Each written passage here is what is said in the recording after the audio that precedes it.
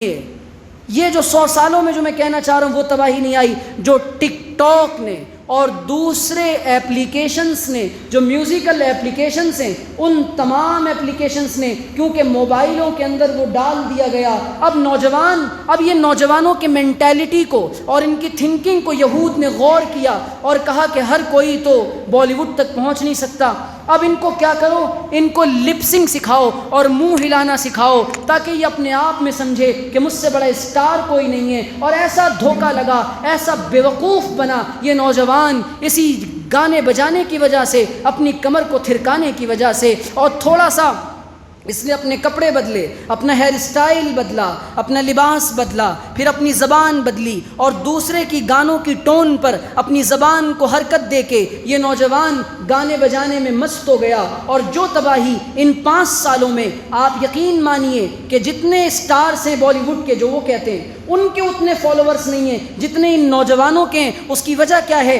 ہر ہاتھ میں یہ موبائل ہے، اور یہ موبائل نہیں ہے، اس کو لایا گیا تھا اسی لیے سب سے پہلے کیمرے سے پہلے موبائل کے اندر یہ میوزک ڈالا گیا تھا۔ جمعیت جمعیت جمعیت جمعیت جمعیت جمعیت جمعیت قال اللہ سبحانہ وتعالی فی کتابہ الکریم والفرقان العظیم لقد کان لکم فی رسول اللہ اسوۃ حسنہ وقال تعالی فی موضع آخر وما ارسلناک الا رحمة للعالمین وقال النبي صلى الله عليه وسلم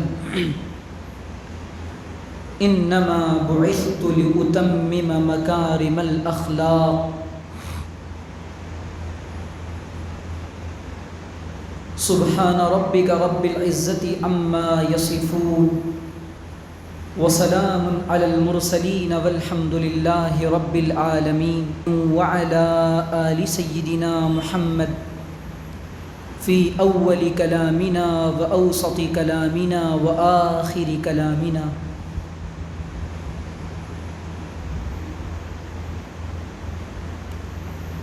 میرے عزیز دوستوں اور بزرگوں،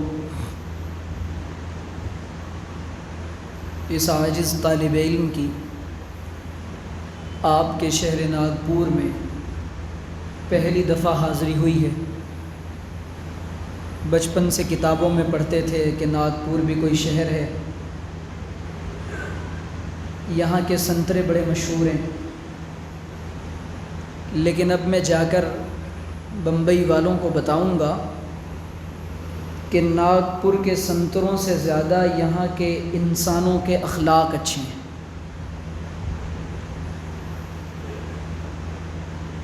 بارہ 13 تاریخ کو ہمارے محسن اور کرم فرما حضرت حافظ مسعود صاحب دامت برکاتہم کا فون آیا کہ آپ 19 تاریخ کو آ جائیں، آپ لوگوں کے اخلاص اور محبت کی بنا پر میرا ایک کام رکا ہوا تھا، اللہ تعالیٰ نے میرے آنے سے پہلے اس کو کروا دیا، ورنہ شاید میں حاضر نہیں ہو سکتا تھا۔ دوسری بات یہ کہ اس مجمع میں اکابر علماء کرام بھی تشریف فرما ہیں۔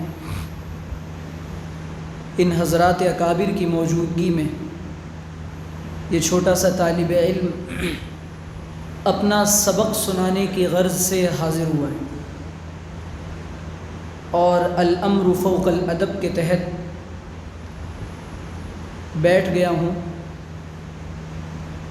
ظاہر ہے کہ جب بچہ سبق سناتا ہے تو اس میں غلطیوں اور کوتاہیوں کا امکان بھی ہوتا ہے۔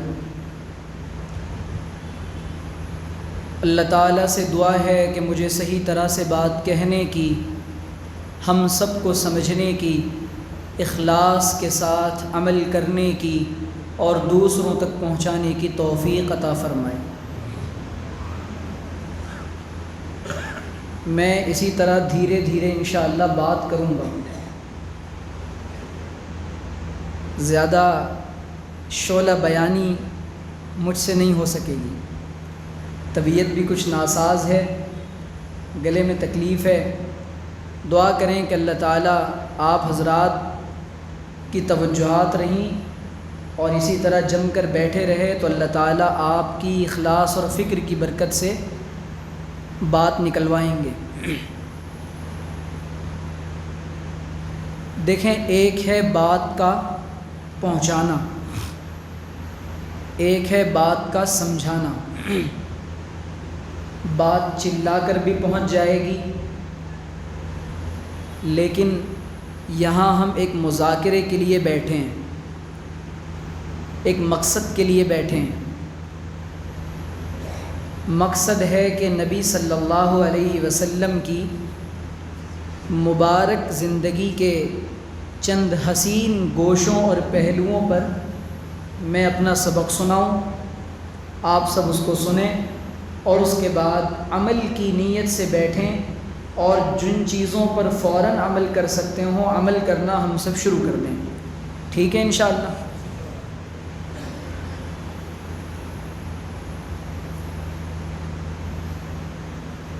ربیع الاول کا مبارک مہینہ چل رہا ہے۔ ربیع کہتے ہیں بہار کو، ربیع کہتے ہیں، یا ربیع کا لفظ ہے ربیع، اس کا اردو میں ترجمہ کیا جاتا ہے بہار۔ اللہ کے رسول صلی اللہ علیہ وسلم کی ولادت مبارکہ کے سلسلے میں مختلف اقوال محدثین نے، علماء نے نقل کیے ہیں۔ راجح قول ہمارے یہاں ہمارے علماء نے جس کو اختیار کیا ہے 9 ربیع الاول کا ہے۔ اس کے علاوہ ابن اسحاق رحمۃ اللہ علیہ نے کوئی قول لیا ہے، سیرت ابن ہشام میں کوئی اور قول ہے، دوسرے سیرت نگاروں نے اور محدثین نے کسی اور قول کو اختیار کیا ہے۔ لیکن یہ بات بھی طے ہے کہ اللہ کے رسول صلی اللہ علیہ وسلم اسی ماہ مبارک میں دنیا میں تشریف لائے، اور اسی مہینے میں آپ علیہ الصلاۃ والسلام کا وصال ہوا۔ حضور تشریف لائے ربیع الاول میں۔ ربیع کہتے ہیں بہار کو۔ بہار سے پہلے خزاں ہوتی ہے، موسم خزاں ہوتا ہے۔ خزاں کے موسم میں کیا ہوتا ہے، جس کو پتجھڑ بھی کہتے ہیں؟ کسی بھی درخت کی ٹہنی اور ڈالی کو پکڑ لیں اور ہلائیں تو درخت کے پتے جھڑنے لگ جاتے ہیں، سنسان پڑے ہوتے ہیں جنگل، چہل پہل نہیں ہوتی، مزہ نہیں آتا، رنگ بو لٹ جاتا ہے جنگلات کا اور درختوں کا موسم خزاں میں۔ پھر بہار آتی ہے۔ جب بہار آتی ہے تو کیا ہوتا ہے، جب بہار آتی ہے وہی درخت، وہی اشجار اور وہ سارے پیڑ پودے خوشی سے جھوم اٹھتے ہیں، لہلہانے لگتے ہیں، ان پر چڑییں چہچہانے لگتی ہیں، اور درخت کا موسم، جنگلات کا موسم سہانا ہو جاتا ہے۔ خزاں ختم، بہار آئی، حضور دنیا میں تشریف لائے، دنیا کا موسم خزاں ختم ہوا اور دنیا میں بہار آئی۔ وہ آئے جن کے آنے کی زمانے کو ضرورت تھی، وہ آئے جن کے آنے کی زمانے کو ضرورت تھی، وہ آئے جن کے آنے کے لیے بے چین فطرت تھی۔ اللہ کے رسول صلی اللہ علیہ وسلم سے پہلے بھی انبیاء آئے، اور لاکھوں انبیاء آئے۔ بعض روایات میں 1 لاکھ سے زیادہ، 1,24,000 کم و بیش کا تذکرہ ملتا ہے، بعض میں کچھ اور ضعیف روایات میں اس کے علاوہ اعداد لکھیں۔ حضور سے پہلے بھی انبیاء آئے. حضرت آدم علیہ السلام سے یہ سلسلہ شروع ہو رہا ہے، اور ہر نبی کے بعد پے در پے نبی آتے گئے. نبی آتے گئے، آخر میں نبیوں کے امام آئے. نبی آتے گئے، آخر میں نبیوں کے امام آئے. وہ زمین پہ لے کر خدا کا آخری پیام آئے. لیکن اللہ کے رسول صلی اللہ علیہ وسلم کو امام الانبیاء بنایا گیا. یہ کتنا بڑا مقام ہے کہ سارے نبیوں کا امام بنایا جا رہا ہے.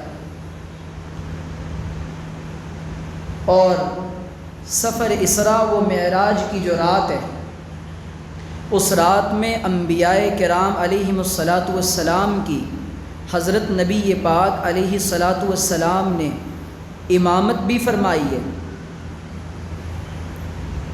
یہ بھی اللہ تعالیٰ نے اللہ کے رسول صلی اللہ علیہ وسلم کے ذریعے سے پوری انسانیت کو بتا دیا کہ پریکٹیکلی بھی دیکھو، میں صرف زبانی طور پہ نہیں بلکہ عملی طور پہ بھی ان نبیوں کا امام ہوں. اور دوسری بات، جتنے انبیاء دنیا میں آئے، حضرت آدم علیہ السلام سے یہ سلسلہ شروع ہوتا ہے. اللہ کے رسول صلی اللہ علیہ وسلم پر یہ سلسلہ ختم ہوتا ہے. اسی لیے ہمارے عقیدے میں یہ بات شامل ہے، اور قرآن کی درجنوں آیات سے اشارتاً صراحتاً یہ بات ثابت ہوتی ہے کہ حضور اکرم صلی اللہ علیہ وسلم خاتم النبیین ہیں. جس طرح یہ عقیدہ رکھنا مسلمان کے لیے ضروری ہے کہ حضور صلی اللہ علیہ وسلم اللہ کے رسول ہیں، اسی طرح یہ عقیدہ رکھنا بھی فرض ہے کہ حضور صلی اللہ علیہ وسلم اللہ کے آخری نبی اور رسول ہیں. اسی عقیدے کے تحت اور اسی عقیدے کو بگاڑنے کے لیے انگریزوں نے چالیں چلیں، اور ابھی 100 سال پہلے تقریباً ایک فتنہ اٹھایا گیا جس فتنے کو فتنہ قادیانیت کہتے ہیں. ملعون مرزا غلام احمد قادیانی نے یہ دعویٰ کیا کہ نعوذ باللہ وہ نبی ہے، جبکہ اس کی اپنی کتابوں سے یہ بات ثابت ہے، واضح ہے، ظاہر ہے، بالکل عیاں اور بیاں ہے کہ نمبر 2 آدمی تھا اور 1 نمبر کا جھوٹا مکار تھا. کیوں ہوتا ہے یہ؟ اب میں یہ بھی بتا دوں کہ ختم نبوت کے سلسلے میں یہ یلغار کیوں کی جاتی ہے. سیرت پر تو بیان ہو جائے گا، لیکن یہ انتہائی اہم ٹاپک ہے اور پہلو ہے جس کو بہت کم بولا جاتا ہے، اور جس کی وجہ سے، جس کے تذکرے کم ہونے کی وجہ سے ہمارے نوجوان انٹرنیٹ کے ذریعے سے، سوشل میڈیا کے ذریعے سے قادیانیت کی بھینٹ چڑھ جاتے ہیں اور انہیں معلوم ہی نہیں ہوتا کہ عقیدہ ختم نبوت کیا ہے. اسی لیے اس پہلو پر گفتگو کی انتہائی اہم ضرورت ہے.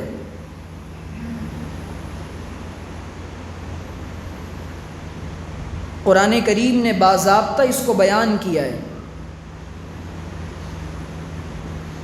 کہ ما کان محمد ابا احد من رجالکم ولکن رسول اللہ وخاتم النبیین، کہ اللہ کے رسول صلی اللہ علیہ وسلم آخری نبی ہیں اور نبوت کی مہر کو آپ پر لاسٹ اور فائنل لگایا گیا. آپ کے بعد کسی کے لیے یہ منصب اور شان عطا نہیں کی جائے گی.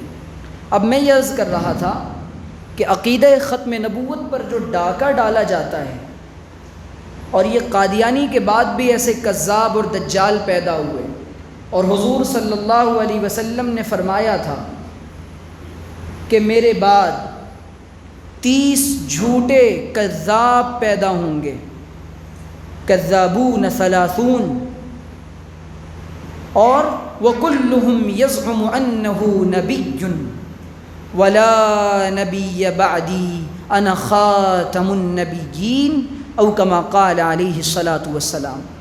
حضور نے فرمایا کہ میرے بعد 30 جھوٹے کذاب اور دجال پیدا ہوں گے، اور ان میں سے ہر ایک دعویٰ کرے گا کہ وہ نبی ہے، جھوٹا ہے۔ حضور نے فرمایا خوب اچھی طرح سمجھ لو کہ نبوت ولا نبی بعدی ولا رسالت بعدی، نہ میرے بعد کوئی نبوت ہے اور نہ میرے بعد کوئی رسالت ہے۔ جب تک امت کے اندر اور امت کے جوانوں کے اندر جس طرح یہ عقیدہ دلوں میں ہے کہ حضور نبی ہیں اور رسول ہیں، اس طرح یہ عقیدہ بھی نہ آ جائے، ایمان کامل نہیں ہو سکتا کہ حضور خاتم النبیین ہیں۔ تو حضور کی ختم نبوت پر گفتگو بہت کم ہوتی ہے، اور حضور علیہ الصلاۃ والسلام آخری نبی ہیں، final and last messenger, final and last profit.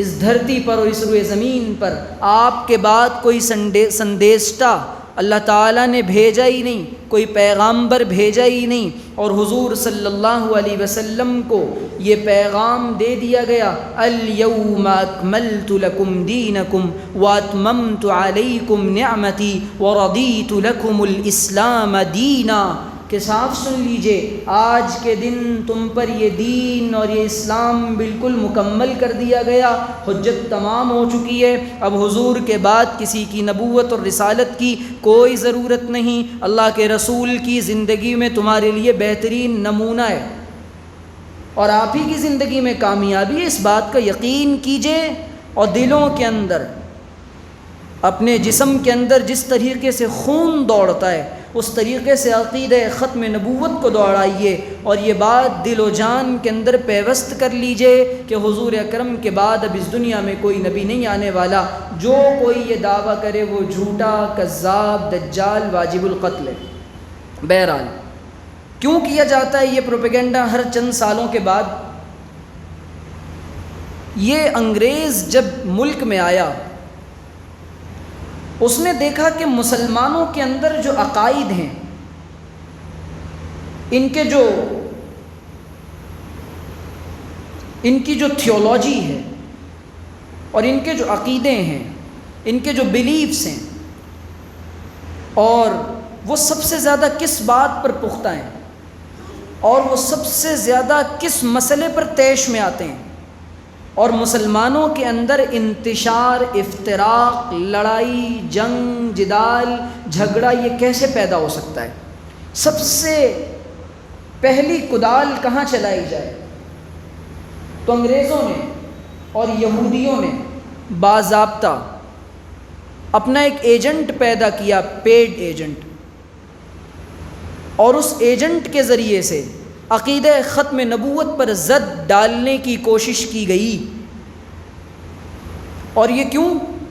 اور یہود بھی یہ بات اچھی طرح جانتے ہیں، عیسائی بھی یہ بات اچھی طرح جانتے ہیں، مجوس بھی جانتے ہیں، ہنود بھی جانتے ہیں، نصارہ بھی جانتے ہیں، اور تمام کی تمام دنیا میں رہنے والی باطل اقوام یہ بات اچھی طرح جانتی ہے کہ دنیا کے اندر اگر مسلمانوں کے کسی مسئلے سے فرق پڑتا ہے تو دیکھو اللہ تعالیٰ کو کوئی کچھ کہہ دے، یہ اتنے جلدی ان کی رگی حمیت نہیں پھڑکتی، کسی اور مسئلے پر مسلمانوں کو کچھ کہہ دیجئے کچھ نہیں ہوتا، ان کی عزتوں کو لوٹ لیجئے، ان کی جانوں کو مار دیجئے، ان کی اولادوں کو اغوا کر لیجئے، ان کی عورتوں کو بیوہ کر دیجئے، ان کے بچوں کو یتیم کر دیجئے، ان کے گھروں کو اجاڑ دیجئے، ان کی بستیوں کو جلا دیجئے، ان کے کاروبار اور تجارت کو برباد کر دیجئے، ان کو اتنا فرق نہیں پڑے گا۔ ان کو فرق کہاں پڑتا ہے؟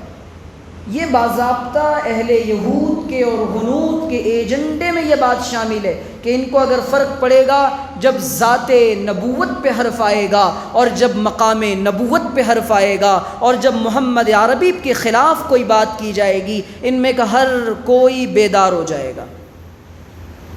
ایسا ہی حضرت۔ تو اب مسئلہ کیا ہے؟ جو ہماری بنیادی بات ہے اور جو بیسک عقیدہ ہے جس کے بغیر ایمان کی تکمیل نہیں ہو سکتی، اور یہ ایسی بات نہیں ہے کہ جس کو صرف بیان کر دیا جا رہا ہے۔ یہ بات اور یہ عقیدہ اللہ کے رسول صلی اللہ علیہ وسلم نے خود بیان کیا ہے۔ حضرت انس ابن مالک راوی ہیں، فرماتے ہیں کہ پیارے محبوب صلی اللہ علیہ وسلم نے مجھ سے فرمایا لا یؤمن احدکم حتی اکون احب الیہ من والدہ وولدہ والناس اجمعین، اور دوسری روایت میں ہے دوسرے الفاظ کے ساتھ یہی روایت، اور ایک روایت میں آپ نے فرمایا لا یؤمن احدکم حتی یکون ہواہ تبعا لما جئت بہ، کہ تم میں سے کوئی اس وقت تک ایمان والا نہیں ہو سکتا جب تک کہ میں محمد عربی صلی اللہ علیہ وسلم اس کو اس کی جان سے زیادہ، اولاد سے زیادہ، والدین سے زیادہ، کنبے سے زیادہ، خاندان سے زیادہ، اہل و عیال سے زیادہ، دنیا جہان کی نعمتوں سے زیادہ میں اس کو محبوب نہ ہو جاؤں۔ انسان کی اور مسلمان کی فرسٹ پرائرٹی اور انسان کی محبت کا سب سے پہلا حقدار جناب محمد رسول اللہ صلی اللہ علیہ وسلم کی محمد سے وفا تو نے تو ہم تیرے ہیں، کہ محمد سے وفا تو نے تو ہم تیرے ہیں، یہ جہاں چیز ہے کیا لوح و قلم تیرے ہیں۔ جو انسان محمد عربی کا ہو جاتا ہے، اللہ تعالیٰ جیسا وہ چاہتا ہے اللہ تعالیٰ نظام دنیا کو اس کے مطابق اور اس کے تابع کر دیتا ہے۔ یہ اقبال نے کہا تھا، شکوہ یا جواب شکوہ میں کہا تھا یہ کہ سنو یہ شکوہ ہے، میرا شکوہ ہے، محمد سے وفا کرو صلی اللہ علیہ وسلم۔ تو اب مسئلہ یہ ہے کہ جب ذات نبوت پہ حرف اٹھایا جا رہا ہے، حضور کی ختم نبوت کے بارے میں باتیں کی جا رہی ہیں، اور حضور صلی اللہ علیہ وسلم کی ختم نبوت پر ڈاکہ ڈالنے کی کوششیں کی جا رہی ہیں، اور یہ اتنے کامیاب ہوئے، کامیابی کی تو کوششیں انہوں نے کی، اور یہ انہوں نے سب سے پہلے مغربی ممالک میں اور یورپین کنٹریز میں، ہمارے یہاں شاید یہ بات تھوڑی عجیب لگے، لیکن ہزاروں مسلمان اپنے عقیدے کو چھوڑ کر ان ظالموں کے اور ان ملعونوں کے باطل عقیدے کی بھیٹ چڑھ گئے۔ ہمیں نہیں معلوم، ہمارا چھوٹا سا بچہ نہیں جانتا، میرا درد ہے یہ، ہمارا چھوٹا سا بچہ نہیں جانتا کہ محمد عربی صلی اللہ علیہ وسلم فائنل اور لاسٹ میسنجر ہیں، حضور آخری رسول اور نبی ہیں۔ یہودیوں کے یہاں 2 نظام تعلیم ہیں،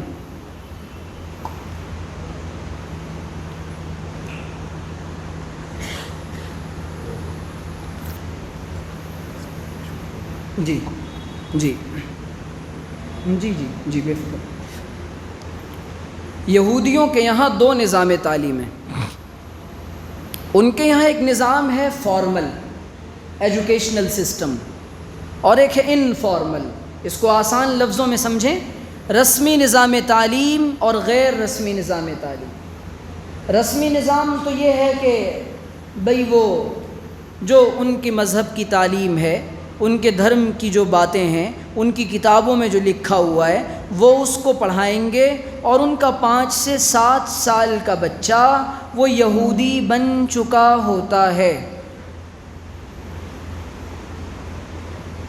ان کا 5 سے 7 سال کا بچہ، یہودی سے مراد کیا ہے؟ اس کے جسم و جان کے اندر، اس کے فکر و خیال کے اندر، اس کے ذہن کے اندر، اس کے دل و دماغ کے اندر، اس کے رگ رگ، ریشے ریشے، بوٹی بوٹی کے اندر جس طریقے سے خون دوڑتا ہے، اسی طریقے سے یہودیت پیوست ہو جاتی ہے۔ کیوں؟ اس کے ماں باپ اس پر محنت کرتے ہیں اور اس کو بتاتے ہیں کہ تمہارے نبی معجز ہیں، تمہاری کتاب تورات ہے، اور دیکھو ہماری دشمنی یہ مسلمانوں سے ہے، اور دیکھو ہمیں گریٹر اسرائیل بنانا ہے، اور اس کو بتاتے ہیں پوری دنیا میں ہماری یہ تعداد ہے، اور اس کو اس یہودیت کے بارے میں سارا کچھ سمجھا کر بالغ ہونے سے پہلے وہ بچہ پکا ٹھکا یہودی بن جاتا ہے۔ لیکن افسوس صد افسوس، ہمارا بچہ، اس کو اپنے عقیدے کا پتہ نہیں ہوتا، وہ 5 سال 7 سال کا بچہ وہ مسلمان نہیں بن پاتا، اس کو اپنی بنیادی تعلیمات کا پتہ نہیں ہوتا ہے۔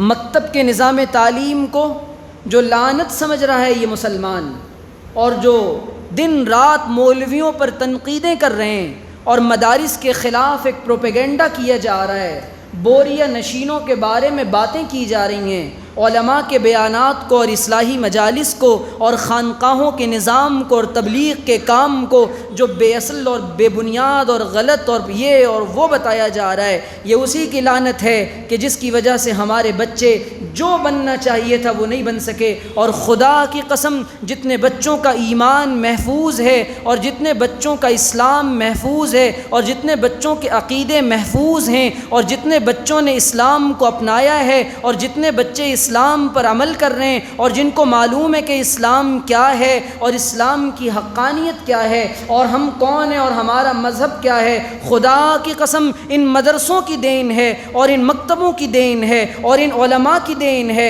اور ان دین کے کام کرنے والوں کی دین ہے۔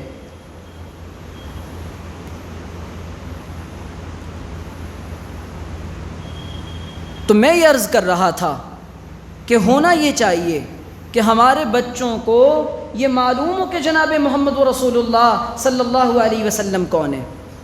ہمارے ایک دوست ہیں، پڑھے لکھے آدمی ہیں، وہ ایک جگہ بیٹھے ہوئے تھے، انہوں نے عشق نبی کا دعویٰ بڑا اچھا لگتا ہے، بہت اچھی بات ہے، ہونا چاہیے، لیکن جب آپ پریکٹیکل مسلم ہوں تب یہ دعویٰ اچھا لگتا ہے۔ حضرات صحابہ جو دعویٰ کرتے تھے، حضرات صحابہ اپنے دعوے پر عمل کرتے تھے، ہمارے پاس دعووں کے علاوہ عمل نہیں ہے۔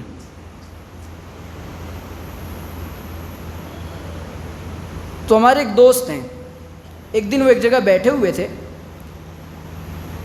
انہوں نے ایک چھوٹے سے بچے کو بلایا، جو بچہ دیندار گھرانے سے تعلق رکھتا تھا، اس کے گھرانے میں علماء بھی تھے، ان کے آفس میں اس کے والد اس بچے کو لے کر آئے، بڑے ذوق اور شوق سے بڑی تنتناتے ہوئے انداز میں انہوں نے کہا کہ میرا بچہ کانوینٹ میں پڑھتا ہے، میرا بچہ کانوینٹ میں پڑھتا ہے۔ اب یہ بات کہوں گا تو اس سے یہ نہ سمجھیے گا کہ ہم انگریزی تعلیم کے اور ماڈرن ایجوکیشن سسٹم کے مخالف ہیں، نہ نہ نہ نہ نہ، اس میں جو نظام ہے اور جو نصاب ہے ہم اس کے مخالف ہیں۔ آپ اپنا نظام ٹھیک کر لیجئے، آئیڈیالوجی ٹھیک کر لیجئے، نظریہ ٹھیک کر لیجئے، وچار دھارا کو بدل لیجئے، ہمارا نظریہ چینج ہو جائے گا۔ آپ اپنا اسٹائل اور اپنا طرز چینج کر لیجئے۔ تو انہوں نے بچے سے پوچھا کہ بیٹا 6-7 سال عمر تھی اس کی، اچھا خاصا بولتا بچہ تھا۔ انہوں نے کہا بیٹا ہمارے نبی صلی اللہ علیہ وسلم کا کیا نام ہے؟ بچے نے سوال کا جواب دے دیا۔ پھر پوچھا کہ ہمارے نبی صلی اللہ علیہ وسلم کو نبوت کتنے سال میں ملی؟ تو بچہ کہہ رہا 80 سال میں۔ ہمارے نبی نے مدینہ ہجرت کب کی؟ اس کو نہیں معلوم۔ ہمارے نبی صلی اللہ علیہ وسلم کا وصال کب ہوا؟ کتنے سال کی عمر میں؟ کہہ رہا 110 سال۔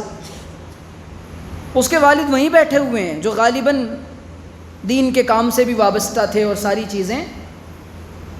یہ جو بے فکری آئی ہے اور جو اطمینان کے ساتھ مسلمان بیٹھا ہوا ہے، یہی اور ایسے نظام تعلیم کے ہاتھوں اپنی اولادوں کو بھینٹ چڑھوا کر یہ انسان یہ سمجھتا ہے، یہ مسلمان یہ سمجھتا ہے میرا بچہ ڈگری ہولڈر بنے گا۔ یقیناً وہ ڈگری ہولڈر بنے گا، لیکن اس کے پاس اسلام کے نام پر، ایمان کے نام پر، محبت رسول کے نام پر کچھ نہیں ہوگا۔ کیوں؟ اس کی وجہ ہے آپ نے اسکولوں کو جو فیس دی ہے وہ ان کو اسلام پڑھانے کی نہیں دی ہے۔ بالکل صحیح بات ہے، وہ اپنا کام ٹھیک کر رہے ہیں، انہوں نے ٹھیکہ اس بات کا لیا ہے کہ وہ آپ کے بچے کو ماڈرن بنائیں، وہ آپ کے بچے کو زمانے کے ساتھ قدم سے قدم ملا کر چلنا سکھائیں، وہ آپ کے بچے کو ایکسٹرا آرڈینری بنائیں، وہ آپ کے بچے کو بالکل شارپ بنائیں، اور وہ آپ کے بچے کو ڈگری ہولڈر اور جاب ہولڈر بنائیں تاکہ وہ زمانے میں اپنا مقام بنا سکے۔ وہ آپ کے بچے کو دین پڑھانے کے لیے نہیں بیٹھے۔ ہم سمجھتے تھے کہ لائے گی فراغت تعلیم، اسی لیے اقبال مرحوم نے کہا تھا ہم سمجھتے تھے کہ لائے گی فراغت تعلیم، کیا خبر تھی کہ چلا آئے گا الہاد بھی ساتھ۔ یہ دہریت اور یہ جو نوجوان ایتھیسٹ بن رہے ہیں اور جو بے ایمان بن رہے ہیں اور اپنے ایمان کا سودا کر رہے ہیں، اس کی بنیادی وجہ یہ ہے کہ رسول اللہ صلی اللہ علیہ وسلم کی زندگی کا نہیں پتہ اس بچے کو۔ پہلے یہ تو پتہ ہو کہ اللہ کون ہے۔ نوجوانوں کے جو سوالات سوشل میڈیا پر آتے ہیں اور ان کے ذہنوں کے اندر جو ایک خلجان ہے اور جو مسٹر اور ملا کے درمیان جو ایک گیپ ہے، وہ مسجدوں اور مدرسوں میں آنے کو جو تیار نہیں اور ہم ان تک پہنچنے کو تیار نہیں، نہ ہمارے پاس کوئی ایسی ترتیب ہے۔ اور عیسائی مشنریز مجھے کہنے دیجئے، وہ اپنی پوری زندگیاں اس بات پر وقف کر چکے ہیں وہ لوگ کہ وہ صاف طور پہ مسلمانوں کے قابل، باصلاحیت اور دیندار اور پڑھے لکھے ایجوکیٹڈ نوجوانوں کو ورغلائیں اور بہکائیں اور ان کے ایمان کو لوٹ لیں۔ تو اب جب اس چھوٹے سے بچے کو نہیں معلوم، اب میں سوال پوچھتا ہوں، رکھیو غالب اس تلخ نوائی سے معاف، آج کچھ درد میرے دل میں سوا ہوتا ہے۔ میں اگر ابھی پوچھ لوں کہ حضور اکرم صلی اللہ علیہ وسلم کی مکمل زندگی کو اور حضور کی کمپلیٹ بائیوگرافی کو، آپ کی سمپورن جیونی کو ہم میں سے کتنے لوگوں نے پڑھا ہے؟ مجھے ہاتھ اٹھا کر ابھی بتائیں ہاتھ اٹھا کر آپ کتنے لوگ ہیں ہم میں سے ایسے کہ حضور کی مکمل حیات طیبہ کو اور پاکیزہ زندگی کو ہم میں سے کتنے لوگوں نے پڑھا ہے؟ بمشکل 5 سے 10 ہاتھ اٹھیں گے، بمشکل۔ اللہ کرے کہ یہ میری بدگمانی ہو سکتا ہے کہ آپ نے اس کو پڑھا ہو، لیکن ہم دوسروں سے شکوہ کیا کریں کہ ان تک حضور اکرم صلی اللہ علیہ وسلم کی سیرت اور حضور کا پیغام نہیں پہنچا۔ ہمیں تو اللہ کے رسول صلی اللہ علیہ وسلم نے داعی بنایا تھا اور انسانیت کو یہ پیغام دینا تھا۔ یہ ہمارے نبی صلی اللہ علیہ وسلم کی بائیوگرافی ہے یا آپ کی جیونی ہے یا آپ کا پوتر جیون ہے یا آپ کی کمپلیٹ لائف ہے، آپ اس کو پڑھیے۔ ہم انسانوں کو دیتے، ہم برادران وطن کو دیتے، ان کو ہم یہ تحفے اور ہدیے دیتے، لیکن افسوس کہ دنیا کے اندر ہم مسلمانوں نے حضور صلی اللہ علیہ وسلم کی سیرت کو نہیں پڑھائے۔ آپ کی سیرت کا جو پیغام تھا ہم جلسوں میں سنتے ہیں مزے کے لیے، حضور کے کمالات کو سنتے ہیں، لیکن حضور صلی اللہ علیہ وسلم کا جو مشن تھا اور حضور صلی اللہ علیہ وسلم کی جو بعثت ہوئی تھی، اس کا کیا بنیادی مقصد تھا وہ ہمیں نہیں معلوم۔ اللہ کے رسول صلی اللہ علیہ وسلم کو جس ماحول میں بھیجا جا رہا ہے وہاں پر سینیریو ایسا کریٹ تھا، حالات ایسے بنے تھے اور اتنے سنگین حالات تھے۔ آپ یقین کیجئے کہ 26 انبیاء کا تقریباً قرآن کریم میں ذکر آیا ہے، 24 یا 26 کا، ان تمام نبیوں کو اور اس کے علاوہ ان کے علاوہ جو دیگر انبیاء ہیں جن کا ذکر نہیں ملتا، احادیث میں کچھ اور انبیاء کا ذکر ہے اور کچھ کے ناموں میں اختلاف ہے، جتنے بھی انبیاء ہیں حضور علیہ الصلاۃ والسلام کو مکہ کے ماحول کے اندر بھیجا جا رہا ہے۔ آپ کے لیے جس زمین کا انتخاب کیا جاتا ہے وہ سینٹر آف دی ارتھ ہے، دنیا کا درمیانی حصہ۔ اور آپ تصور کیجئے کہ حضرت آدم سے لے کر حضرت عیسیٰ تک علیہم الصلاۃ والسلام، ان تک ایک کے بعد ایک نبی آتے گئے پے در پہ، اور بعض مرتبہ تو ایسا ہوا کہ ایک ایک وقت میں 2 3 3 اور 4 4 انبیاء ہیں، بعض روایات میں اس سے بھی زیادہ۔ تو وہاں حالات کیا تھے، اور اب جب اللہ کے رسول صلی اللہ علیہ وسلم کو دنیا میں بھیجا جا رہا ہے تو حضرت عیسیٰ علیہ الصلاۃ والسلام کی وفات کے تقریباً 570 سال کے بعد مکۃ المکرمہ میں زادہ اللہ شرفا وعزا وتکریما، اس سرزمین حجاز میں آپ کو بھیجا جا رہا ہے۔ کیوں؟ یہ عجیب بات ہے، جس ماحول کا اور جن حالات کا وہ، اور جو بحران اور جو عجیب و غریب حالات اہل مکہ کے تھے، سارے انبیاء کی ساری قوموں میں جتنی برائیاں تھیں وہ ساری کی ساری برائیاں اہل مکہ میں موجود تھیں۔ آپ تصور کر سکتے ہیں کہ ماحول کیسا ہے؟ اسی کو قرآن کہہ رہا ہے لَقَدْ مَنَّ اللَّهُ عَلَى الْمُؤْمِنِينَ إِذْ بَعَثَ فِيهِمْ رَسُولًا مِّنْ أَنفُسِهِمْ يَتْلُو عَلَيْهِمْ آيَاتِهِ وَيُزَكِّيهِمْ وَيُعَلِّمُهُمُ الْكِتَابَ وَالْحِكْمَةَ وَإِنْ كَانُوا مِنْ قَبْلُ لَفِي ضَلَالٍ مُبِينٍ۔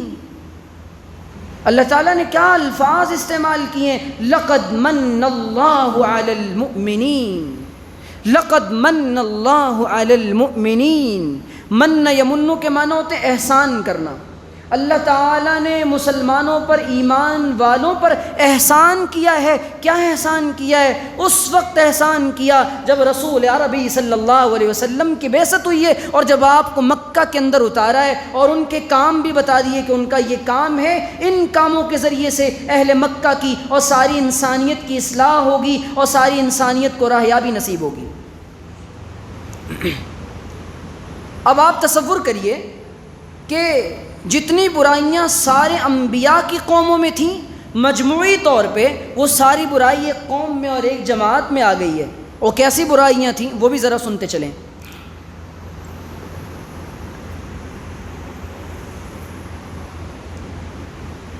عجیب و غریب دماغ کے لوگ، پرانی قوم کے اندر حال یہ ہوتا تھا یا تو وہ سود کھاتی تھی، ایک بیماری، تو اللہ تعالیٰ ان کی اصلاح کے لیے بھیج دیتا تھا، یا تو وہ بدفعلی کرتی تھی، یا وہ اللہ کا کوئی امر نہیں مانتی تھی۔ کوئی ایک دو بیماریاں جن کا تذکرہ قرآن نے کیا ہے کہ اس نبی کے قوم، اس فلاں نبی نے اپنی قوم کو یہ دعوت دی اور اس کام سے روکا، دیکھو ایسا نہ کرو۔ کوئی قوم ناپ تول میں کمی کرتی تھی، لیکن یہاں حال یہ ہے وہ ساری بیماریاں، یہ تو بیماری کی جڑ اور بیماری کا گھر تھے اہل مکہ اور یہ کفار۔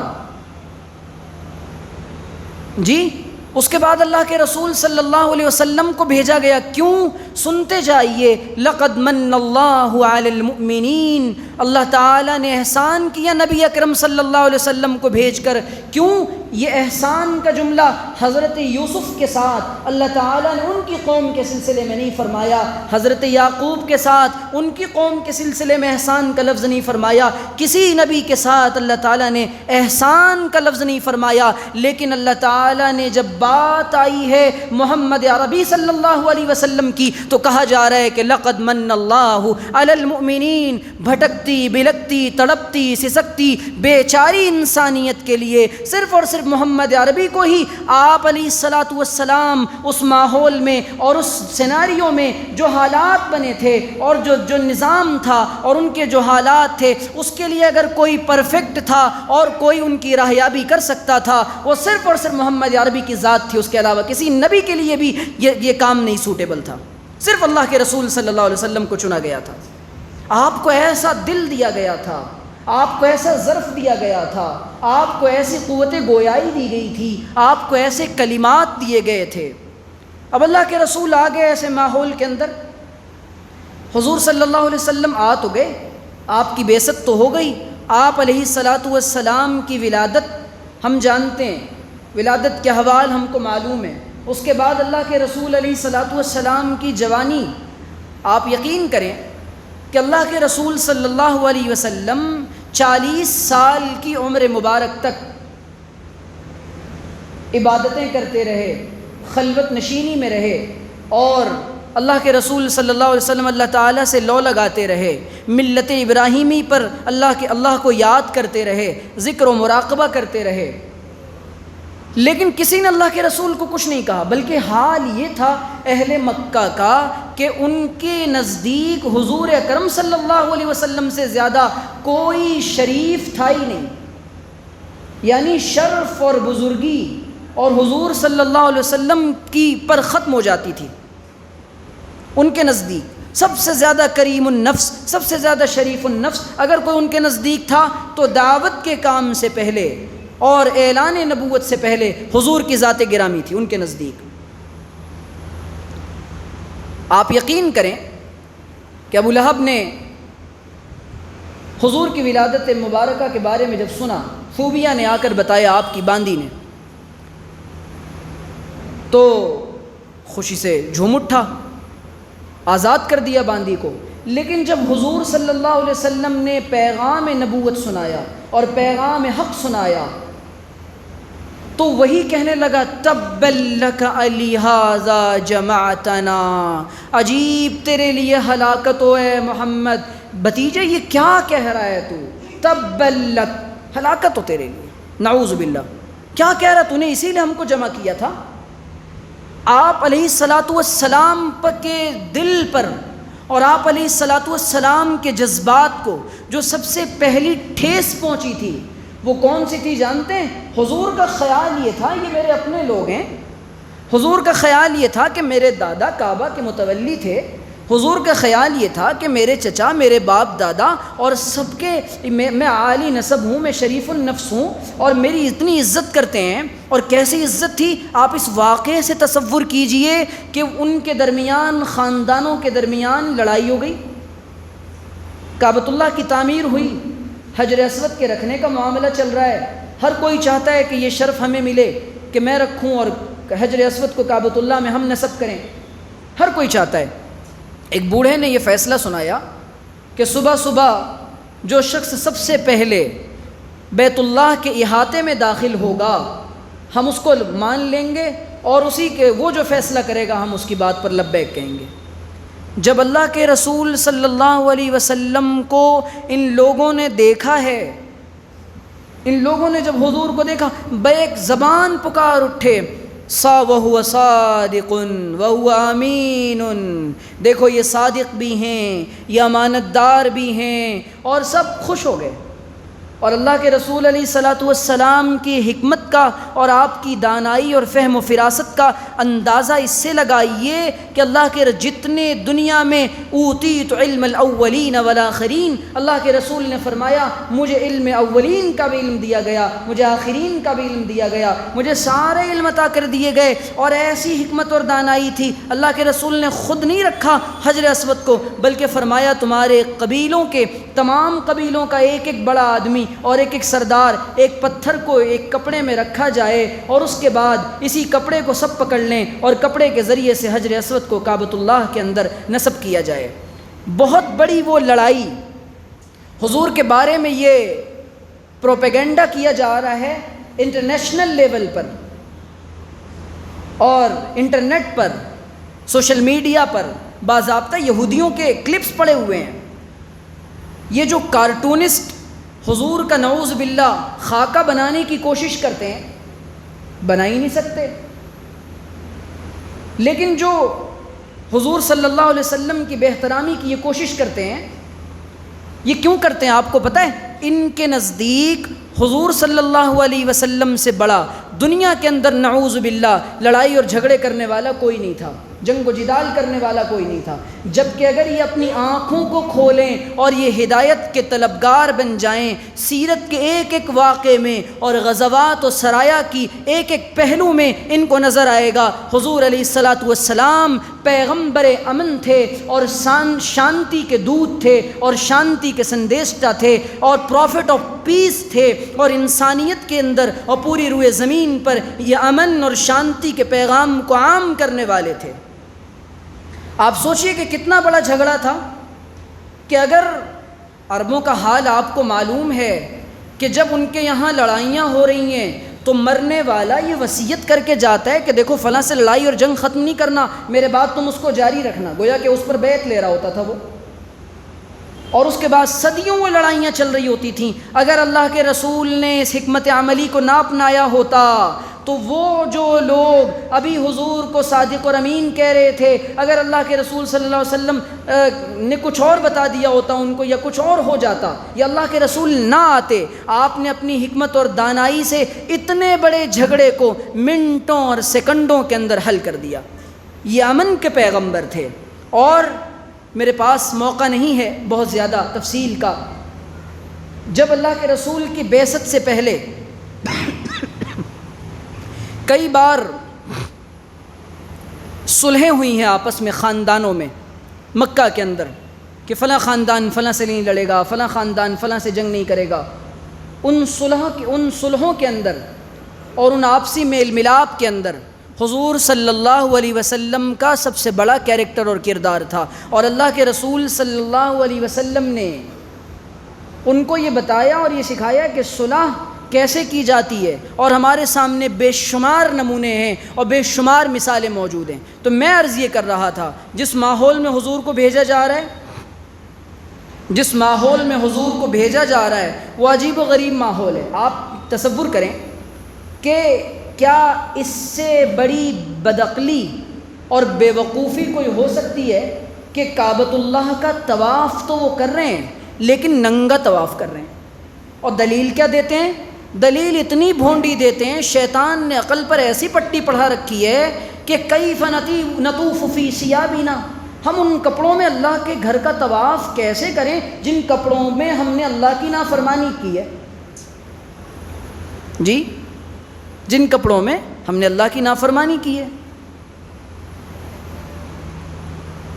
کہاں کئیٹا کہاں کروڑا بھانمتی نے کنبا جوڑا، یہی والی دلیل ہے یہ تو، کہ عقل پر ایسی پٹی پڑی ہے کہ طواف تو کریں گے یہ لیکن ننگا طواف کریں گے۔ اور آپ سنیے، باضابطہ کتابوں میں یہ بات ملتی ہے، حضور کی بعثت سے پہلے اور حضور کی آمد سے پہلے، حضور کے اعلان نبوت سے پہلے، حضور کے پیغام حق سنانے سے پہلے ماں بیٹی بہن کی کوئی تمیز اس سوسائٹی میں نہیں تھی۔ لکھا ہوا ہے کتابوں کے اندر، حوالے موجود ہیں، بہن اور بیٹی کی ماں کی کوئی تمیز نہ تھی۔ آج پوری دنیا کے اندر، میں سیرت کو حالات سے جوڑتا چل رہا ہوں، پوری دنیا کے اندر آپ جانتے ہیں کہ ویسٹرنائزیشن کا جو ایک کریز لایا جا رہا ہے، اور ویسٹرنائزیشن کو اور مغربیت کو جو ان مسلمانوں کے ذہنوں پر اور انسانیت پر جو ڈالا جا رہا ہے، آپ یہ یقین کریے اسی ننگے پن، اسی عریانیت، اسی فحاشی، اسی بے حیائی کی طرف انسانیت کو دوبارہ لے جانے کی کوشش کی جا رہی ہے جو مکہ کے اندر موجود تھی۔ اور حال کیا تھا، اور یہ وہ کوشش، وہ ساری کوششیں، شراب وہاں عام، جوا وہاں عام، اور ویمن فریڈم کی جو آواز اہل مغرب نے پروپیگنڈے کے طور پہ لگائی ہے، آزادی نسواں کا جو پوری کی پوری انسانیت کو جو فریب دیا ہے، یہ اتنا بڑا فریب ہے کہ 1400 سال میں اس سے بڑا فریب کوئی نہیں دیا گیا۔ آزادی اور عورتوں کا تحفظ اور عورتوں کی حفاظت ابھی بتاتا ہوں میں کیسے کی گئی اور کیا کیا گیا۔ بیٹی بچاؤ، عورتوں کو تحفظ دو، یہ نعرہ ابھی سننے کو آ رہا ہے نا، نا نا نا نا نا، یہ بڑا پرانا نعرہ ہے جس کو نبی اکرم صلی اللہ، نعرہ نہیں تحریک ہے، پیغام ہے کہ اللہ کے رسول صلی اللہ علیہ وسلم نے اس زمانے کے اندر، جس زمانے کے اندر وَإِذَا الْمَوْءُودَةُ سُئِلَتْ بِأَيِّ ذَنبٍ قُتِلَتْ، زندہ درگور کی جانے والی، اس سے پوچھا جائے گا بھئی تجھے کس جرم میں قتل کیا گیا، کیا جرم تھا اس جس کو زندہ دفن کر دیا گیا؟ آپ کو معلوم ہے حضور کو جس زمانے میں، جس سوسائٹی میں بھیجا جا رہا ہے، جس سماج میں بھیجا جا رہا ہے، وہاں کی بڑی برائیوں میں سے ایک برائی یہ تھی کہ عورت کو زندگی کا کوئی حق نہیں ہے۔ بیٹی پیدا ہوتے ہی اس کو مار دیا جائے اور زندہ دفن کیا جائے گا، مار کر نہیں۔ ہمارے یہاں تو ایبورشن کا سلسلہ اب چلا ہے نا، اسقاط حمل کی باتیں اب چل رہی ہیں، یہ اسی کفریہ تہذیب پر جانے کی سازش ہے۔ آج سے 40 سال پہلے تک خواتین نے، عورتوں نے، سفید داڑھی والے میرے بزرگ یہاں بیٹھے ہیں، یہ بتا نہیں سکتے کہ بچے کو گرانے کی کوئی کوشش کے بارے میں کوئی سوچ بھی سکتا تھا، اور ایبورشن اور اسقاط حمل کے بارے میں کوئی بات کی جا سکتی تھی، لیکن دوبارہ یہ نئی تہذیب یہ چاہتی ہے کہ انسانیت کو مار دیا جائے۔ یہ امریکہ اور یہ اسرائیل اور یہ یہودیت، یہ سارے کے سارے انسانیت کے دشمن ہیں، صرف مسلمانوں کے نہیں، صرف ان کا ایجنڈا یہ کہ زمین پر رہنے کا حق صرف اور صرف جیوش قوم کو ہے، بس اس کے علاوہ کسی کو نہیں۔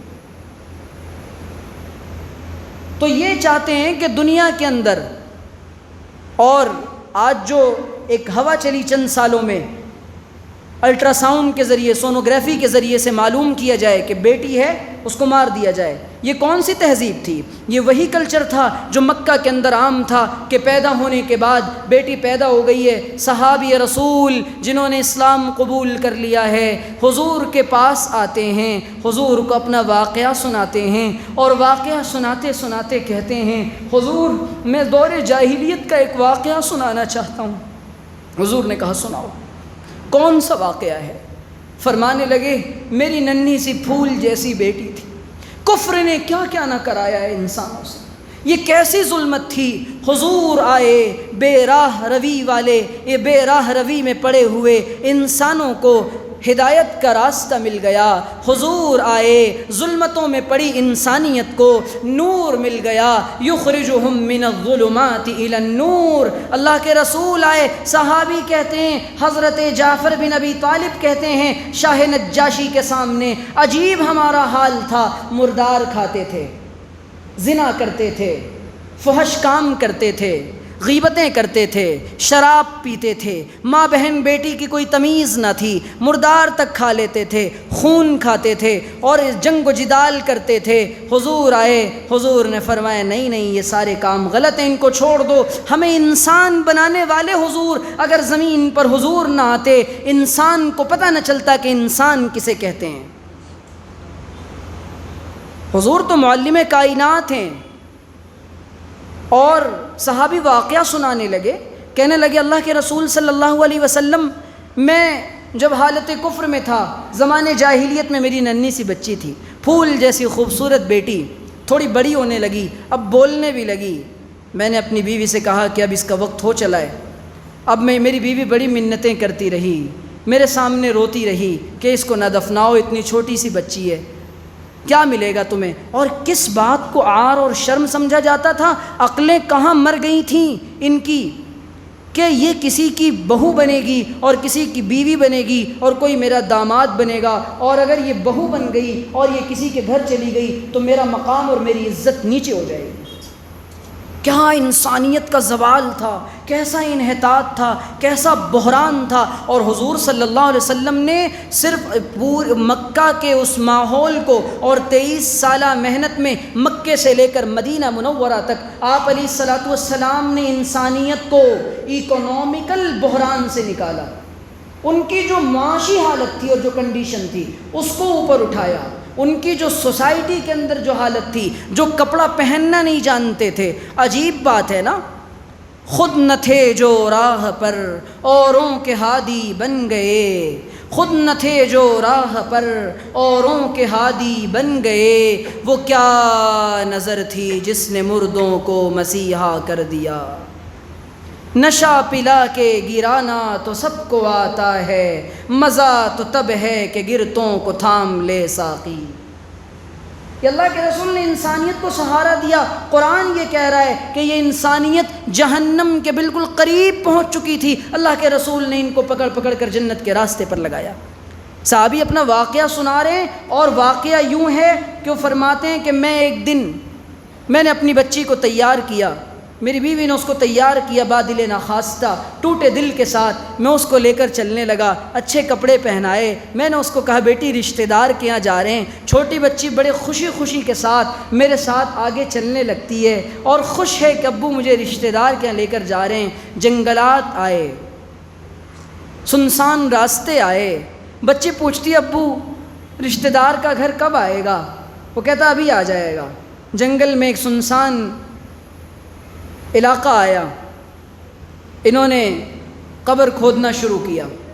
وہ چھوٹی سی بچی جب اپنے باپ کو دیکھ رہی ہے کہ میرا باپ یہ محنت کر رہا ہے اور مٹی نکال رہا ہے، اپنے وہ کہتے ہیں میری بیٹی اپنے ننھے ننھے ہاتھوں سے مٹی ہٹانے لگ رہی ہے کہ میرا باپ تھک رہا ہے۔ جب دل ایسے سخت ہو چکے تھے، فرماتے ہیں کہ میں نے اپنی اس بچی کو، وہ بلکتی رہی، وہ سسکتی رہی، ابو آپ مجھے چھوڑ کر کہاں جا رہے؟ میں نے اس کو اس میں ڈال دیا، میں نے اس کو اس میں ڈال دیا، اور ڈالنے کے بعد ابو آپ مجھے دفنائیے مت، ابو آپ مجھے دفنائیے مت، ابو آپ میرے اوپر مٹی کیوں ڈال رہے ہیں؟ مٹی سے مٹی ڈال کر اور پوری قبر کو بند کر دیا.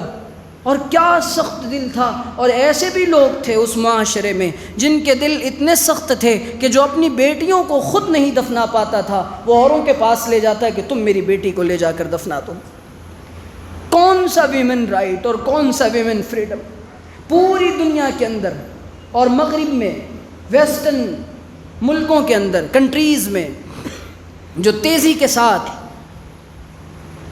فاسٹسٹ گروونگ ریلیجن اسلام ہے، اس میں سب سے زیادہ تیزی کے ساتھ خواتین حلقہ بگوش اسلام ہو رہی ہیں. اس کی وجہ یہ ہے جب انہوں نے حجاب کو دیکھا، ہوس پرستوں کی نگاہوں سے محفوظ کر دیا. یہ اسلام کی شہزادی ہے، یہ اسلام کی شہزادی ہے، یہ محمد الرسول اللہ کی شہزادی ہے. یہ حضرت فاطمہ اور حضرت خنسا اور امہات المومنین سے اس کی نسبت ہے. اپنے دوپٹے کو حضور علیہ الصلاۃ والسلام نے عورتوں کا کیا اکرام کیا ہے. قبیل عدی بن حاتم کی بیٹی، بنو حاتم کی بیٹی آئی، پتہ چلا یہ اکرام والے معزز اور مکرم خاندان کی بچی ہے، دوپٹہ جسم پر نہیں. حضور نے کہا اس کو چادر پہناؤ. بے لباس انسانیت کو حضور نے چادر پہنائی ہے. مغرب یہ چاہتا ہے کہ حضور نے جو جو کام کیا اس کے خلاف پروپیگنڈا کر کے انسانیت کو بھوکا، ننگا اور جنگ و جدال میں اور اس معاشرے میں پھانس دیا جائے. یہ مغرب کی پوری پلاننگ ہے. اسی لیے حضرت انس کہتے ہیں کہ اللہ کے رسول نے کہا کہ یہ جو دین رسول اللہ صلی اللہ علیہ وسلم لے کر آئے ہیں، اسی دین کے اندر کامیابی ہے. اور خواہشات کا نام دین نہیں ہے، اتباع سنت کا نام دین ہے. اتباع سنت کا نام دین ہے. رسول اللہ کی ماننے کا نام دین ہے، اپنی من مرضی کرنے کا نام دین نہیں ہے. اللہ کے رسول صلی اللہ علیہ وسلم کی. اور یہ تو حالات وہ بنے جب اللہ کے رسول نے پیغام سنایا ہے دعوت کا. اب آپ نے جب قرآن کا پیغام سنایا ہے تو حضور صلی اللہ علیہ وسلم نے کس انداز سے تبلیغ کی ہے اور کس انداز سے آپ پورے مکی دور میں کہیں دیکھ لیں ٹیررزم کو جو اسلام کے ساتھ دہشت گردی کو جو جوڑا جا رہا ہے، آپ پوری مکی زندگی میں دیکھ لیں کہ حضور علیہ الصلاۃ والسلام نے مکہ کے اندر ہتھیار کب اٹھائے ہیں. اور آپ نے، اور تو چھوڑیے مکہ کے حالات ایک طرف، لیکن جب اب کوئی اعتراض کر سکتا ہے، جب آپ کو غلبہ نصیب ہو گیا. اللہ سیرت نگاروں نے، محدثین نے روایتیں نقل کی ہیں، صحابہ بیان کرتے ہیں جب فتح مکہ کا واقعہ پیش آیا ہے، اللہ کے رسول صلی اللہ علیہ وسلم فاتحانہ شان کے ساتھ مکے میں داخل ہو سکتے تھے، آپ عاجزی کے ساتھ داخل ہو رہے ہیں. اور راوی کہتا ہے اتنی عاجزی کے ساتھ حضور مکے میں داخل ہوتے ہیں کہ حضور علیہ الصلاۃ والسلام کا جسم مبارک اونٹنی کے جسم سے لگا جا رہا ہے اور آپ کے سر مبارک پر کالے رنگ کا عمامہ ہے. اور اللہ کے رسول صلی اللہ علیہ وسلم نے جن لوگوں نے پوری زندگی اللہ کے رسول کو ستایا تھا ان سب کو معاف کر دیا. اور حضور نے فرمایا آج میں تم سے وہی کہوں گا جو میرے بھائی حضرت یوسف نے اپنے بھائیوں سے کہا تھا، لا تثریب علیکم اليوم انتم الطلقاء. آج تم پر کوئی زبردستی اور زیادتی نہیں کی جائے گی، کوئی ظلم نہیں کیا جائے گا، تم سب کے سب آزاد ہو. وہ ابو سفیان جنہوں نے اب تک اسلام قبول نہیں کیا، وہ ابو سفیان، حضور نے فرمایا من دخل فی دار ابی سفیان فہو مأمون. جو ابو سفیان کے گھر میں داخل ہو جائے اس کو بھی امان ہے. وہ نبیوں میں رحمت لقب پانے والا، مرادیں غریبوں کی برلانے والا. وہ نبیوں میں رحمت لقب پانے والا، مرادیں غریبوں کی برلانے والا. حرا سے اتر کر سوئے قوم آیا، وہ ساتھ اپنے نسخے کیمیا بھی لایا. وہ بجلی کا کڑکا تھا یا صوت ہادی، وہ بجلی کا کڑکا تھا یا صوت ہادی. عرب کی زمیں جس نے ساری ہلا دی. حضور آئے تو بے راہ روی پر پڑی ہوئی اور گمراہ انسانیت کو راہیابی ملی ہے. تو حضور کی زندگی کا مقصد اور حضور کی زندگی کا پیغام یہ کہ میرا ہر عمل، میرا ہر کام نبی علیہ الصلوۃ والسلام کے مطابق ہو جائے۔ عشق نبی یہ ہے کہ ہمارا، آپ حضرت عبداللہ بن زید یا زید بن عبداللہ صحابی رسول ہیں، مولانا بدر عالم میرٹھی مہاجر مدنی رحمۃ اللہ علیہ نے ترجمان السنہ میں اس روایت کو نقل کیا ہے۔ حضرت نے ان کے حوالے سے لکھا ہے، حضرت زید بن عبداللہ کے حوالے سے، جلیل القدر صحابی ہیں، کہ کھیتوں میں کام کر رہے تھے، آپ کے بیٹے نے، صاحبزادے نے آ کر حضور کی وفات کی خبر دی کہ حضور کا وصال ہو گیا ہے۔ ہاتھ دعا کے لیے اٹھا دیے اور کہنے لگے یا اللہ، اب یہ آنکھیں جس ہستی کا دیدار کرتی تھیں وہ ہستی دنیا میں نہ رہی، اب یہ آنکھیں کسی کام کی نہیں۔ فوراً دعا قبول ہوئی اور آنکھیں چلی گئی ہیں۔